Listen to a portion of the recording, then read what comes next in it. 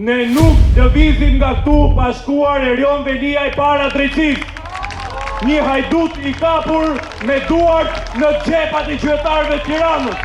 Deputeti i Partisë Demokratike Belin Kolliçi duket se ka zënë mend pas thirrjes në SPAK vitin e kaluar, si dhe pas raportimeve mediatike që konstatonin që Kolliçi nuk kishte deklaruar pasurinë e partneres së tij Ana Shkreli. Në deklaratën e tij të plotë të pasurisë si deputet të siguruar nga prapaskena, ndryshe nga deklarata e 2021-shit, Belin Kolliçi ka deklaruar pasurinë e Ana Shkrelit me shënimin bashkëjetuesja.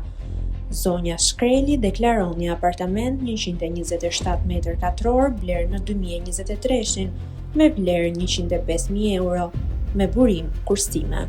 Ndërkaq për vitin 2024 deklaron rreth 21.000 euro ndarje dividendi si person fizik, me objekt veprimtarie, shtëpi botuese, librari, shërbim biblioteke dhe shërbime redaktimi.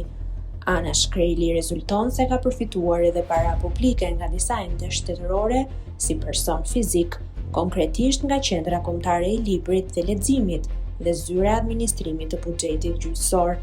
Po pse Belin Kolliçi vendosi të deklaronte pasurinë e bashkëjetueses kur e kishte mohuar para SPAK-ut si të tillë? Shkrimin e plot mund ta lexoni te Gazeta Dita.